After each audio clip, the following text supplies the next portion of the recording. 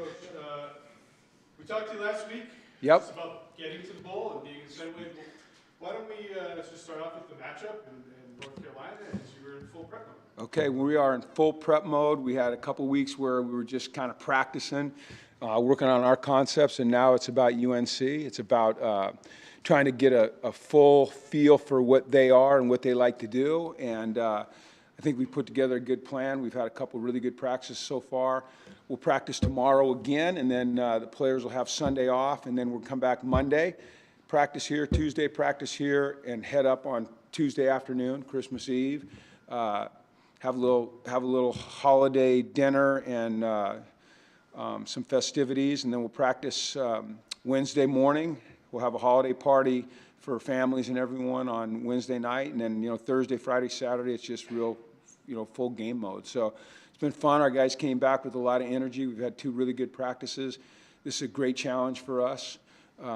It's a heck of a good football team when you watch them play. They're very talented, and I think we're excited about having another chance to go against an ACC team, and it'll be our 5th Power 4 team that we've played this year. And we've played 3 of those teams really close, but close doesn't count. So I think our mindset right now is really good. I think some teams think that they're playing with house money when they get to a bowl game, and it doesn't matter. For us, it really matters. I mean, we're dead serious about this thing, so we're excited. For a lot of your players, this will be the last time they suit up and play football game. What do you remember about when you were in that situation? You knew that whatever you're going to be doing something else. That this was going to be the last game you're going to play. What goes through a player's mind? Mixed emotions. I remember it was the Aloha Bowl, University of Washington. We were playing Maryland. It was a long time ago. We used to do this thing called your final hit, and our team would line up on either side, and the seniors would run down the middle, and we'd have the jersey. It was actually Boomer Esiason, who was the quarterback at Maryland, and we would run down the line, and we'd lay out and hit them. And I've never forgot that moment. I've never forgot that last time, with my teammates on the field together. I went back and I was a student assistant coach the next year, but it wasn't the same. And we played in the Orange Bowl the next year, but I wasn't on the field. It was different. So just, you have those mixed emotions. Hopefully it doesn't hit you till you get to the locker room. I remember my first year here after the Myrtle Beach Bowl, just the kind of melancholy feeling that guys had, that this amazing run they've had as a student athlete is kind of coming to an end. So my goal right now is to keep them focused on the game, right, and how we have that bulletproof mindset we want to have for the game, and then after the game, we'll manage emotions as they show up. But I know for me it was pretty emotional. Will you do that final hit thing? No, that's not a tradition we would bring here. We have our own things here. And it's really important, though, that the younger guys celebrate what the older players that have been here a long time have meant to this program, because they've brought it a long ways. They've been through a lot. I mean, some of these guys went through COVID. They went through 1-11. We had that pretty good year a couple of years ago, and then stumbled last year. Now we've kind of, made a little bit of a breakthrough, and I think that it's so important that the younger guys understand how hard it's been, and how hard these older guys have worked to get us to this point, these outgoing seniors. Jim, what was this play? I like that. It's a sweet sweater. When you talk, I know energy and setting a tone early is always important, but when you're playing a team that hasn't had the kind of, I don't think North Carolina was trying on 6-6 in September. Do you try to make it even more of an emphasis, because if you get them down, they're going to be like, oh, we really don't want to be here, or this or that, or try to get them, get that negative thoughts in their minds, they always talk about baseball teams at the end, the teams that are out, they jump on them early, and they don't really, I mean, you always want to, no matter who you're playing, you want to start fast, and you'd like to create doubt. I'm not in their meetings. I'm not in their practice facility. I don't know what their mindset is. If I were to assume, or I were to predict what it is they just hired Bill Belichick, and they're all auditioning for one of the greatest football coaches of all time. So I would be hard-pressed to think that if we get on them quick that they're going to slump, because those guys are fighting to impress a Hall of Fame, a undisputed Hall of Fame coach. And they know he's watching everything. And they know that if they decide that they want to, you know, relent a little bit, that they're probably not going to be at the University of North Carolina next year. So that's what I would imagine. Now, I don't know that. So because I don't know that, the most important thing that I talk about with our football team is us. We're going to prepare for our opponents and what they do schematically and all that, but we can't worry about their emotional state. We can only control our emotional state. Jim, you have this much time between games. Is it hard to get them back to the level they have to be at to be game ready? How much time does that take? Well, those first few practices were not easy. There's, you know, some pulling teeth in there a little bit, although these guys love to play football, but it just wasn't the same intensity. They came back yesterday, you know, ready to go, and we're 8 days out now, right? We play a week from tomorrow. So that feeling of, hey, we got to get mentally, physically, emotionally ready to play, you know, that's kicked in. So I haven't had a problem with that. I think, you know, we'll have a really good practice tomorrow, like I said, and then when we come back Monday, I mean, they're right where they need to be in terms of their emotional commitment to this next game. When you have this much time, is most of it spent on the stuff you always do, or are you trying to put some new wrinkles into trying some new stuff for this game? I mean, most of it's, we have concepts that we believe in, and, you know, we make adaptations to them all the time. It's really not like, it's not different than any other game. You're going to game plan for who you're playing, what they do, how you want to attack them, how you think they're going to attack you. So you're always, you know, you're always making adjustments, adding things, taking things out. So this is no different.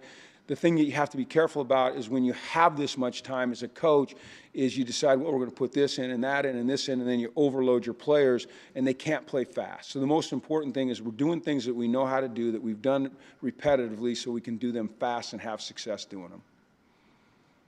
Do you anticipate, because I imagine he would stick his head in the meeting here and there, do you anticipate a Belichick-style wrinkle or two on defense?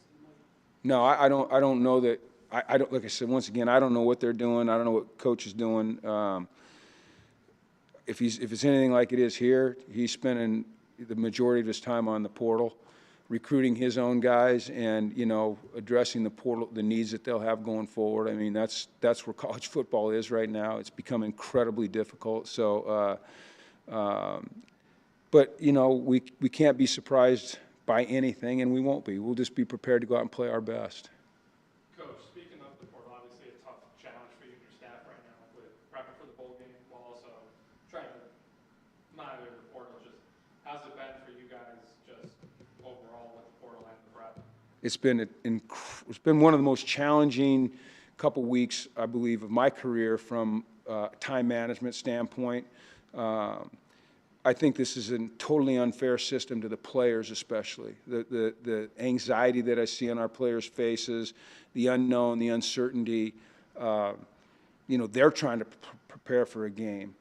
They're trying to make decisions about their future. You know, we've had guys that are in the portal that are still practicing with us, and I'm sure that that's created huge anxiety for them, and I don't like it, and I don't think it's fair.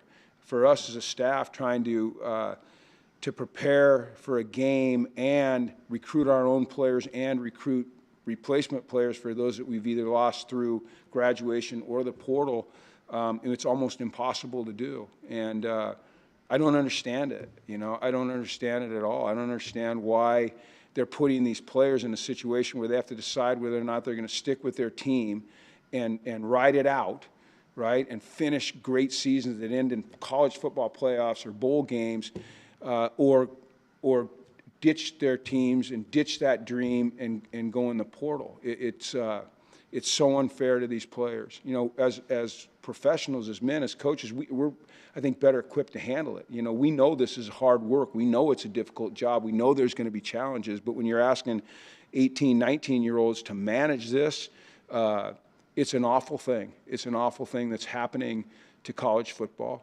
But it is what it is, and we just have to do the best we can, and I think everyone's trying to adapt as well as we can. But my concern always has been and always will be, how is it affecting the players? And it's having a very negative effect on the players who we all claim and who the NCAA claims they care most about. And this bit about education being the most important thing, they need, number one, they need to take student out of the athlete. Because if we all cared about their education, then we would not have created this system. And APR and all that, it's unmanageable. So it's really sad for the players. For us, it's just, hey, man, we're rolling and doing the best we can because we got to move on. We approach it with energy, enthusiasm, but I really feel bad for the players, really bad for the players. You see a Marshall pops out of the bowl. Yeah, it's sad. Yeah, I know. It's sad. There was a report yesterday, and the guy went on to the sources, so you take it what it's worth, that he was talking about that one of the college, the playoff teams, didn't have enough people to practice. Yeah, it's sad. Is there something, I mean, I don't know, you just can't, I don't know if you can just say push it back because these kids gotta want to get into a new school in January. Yeah, it's right now, it's a really bad situation that's been created. It's a lack of planning long ago that's led us to this moment right here. I don't know that anyone's to blame or anyone's at fault. I think it just has happened. I think that, you know, Nick Saban talked about having a commissioner. You know, it's just it's so different than professional sports. You know, which is a league, and there's collective bargaining, and there's contracts, and there's a calendar that fits with the season. At this level, the calendar has to fit with academics, like you mentioned, and it doesn't fit with academics. And there's constant changes to rules. Yesterday, you know, the kid at Vanderbilt, who's a junior college kid, he's given extra eligibility. Well, I promise you that there's going to be a couple JC kids that are going to challenge it, and what's the NCAA going to do? Not let them have the years? You know, just yesterday, you know, these staffs, these coaching staffs have been away from their families almost, I mean, we work 100-hour weeks, and they added 5 more days to the open period where kids can come in and visit. So it was going to be dead from like the 23rd through the 6th, and now they just opened it up from January 1st through 5th. You know, so I don't know. All we can do is smile and freaking have energy and attack it and adjust as we go, and then that's what we're doing. To complain about it's not going to help. To address the concerns, I think, is necessary. What is Victor Rose's status at this point going on this game? He can play. So yeah, he played 4 games during the regular season. You get a 5th when you're in a bowl game. So Victor's rolling. You know, not having Darrell here and having Victor available, and he's had great practice. His energy's good. His body's healthy. This was a tough year for Victor. You know, just it seemed like from spring on he just had lingering issues. So he's excited. We're excited to have him back at full speed and to be able to get out on the field and play. You know what players are out or not playing as far as For us, Darrell and Malcolm. That's it right now. Skyler's still? Yeah. Oh, Skyler's at practice, and yeah. Skyler's at practice, and you know, I think he has some trips lined up when we have a day off or so. But he's, you know, he said he's committed to play. Price is in the portal. Price is at practice. You know, my message to these guys was, hey, you've worked so hard to get to this point. Let's finish it. And them being in the portal to me is not an affront to us. It's not. I said this, I think we said, and you wrote the article, I mean, I feel that way completely, you know. Let's do what's best for the player. If we're going to preach student-athlete, preach that we serve the players, then let's do it. Let's actually act as adults and do that. And so we are going to act that way at all times. The best interests of our players are first and foremost, with the understanding that we always have to make sure we're protecting this university, our program, and trying to balance those things. Jim, about the body of work, can you sense that the team, they've won their 8 games, they're a bowl team. Are they walking around with a little bit of pride? They're allowed to have a little bit if we did something? No, not yet. Because, like I said earlier, we're not treating this with as house money, you know. And we've worked for, it's been, let me tell you, these guys started working towards this season. They never stopped working. But when we play the game on December 28th, it will have been 326 days since they started preparing for this game on January 16th of last year with their first workout with Tyson Brown. So that's hard-earned currency that they've earned. And they're not just going to go throw it away by, you know, getting to a bowl was not the goal. Winning a bowl is the goal. Winning 9 games is the goal. Finish this thing off, you know, with a great performance is the goal. So I don't think they feel that at all. I don't think there's any complacency. I don't think there's a real sense of finality or accomplishment yet.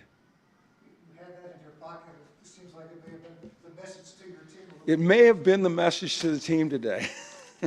And you know what? They don't necessarily need this message because they feel it. I feel it from them, you know. I mean, I've told you guys this for 3 years. This is a great group of kids, man. It's an amazing group of unentitled, hardworking, committed, caring kids. And we're gonna try to end this thing the right way. All right? Thanks, everybody.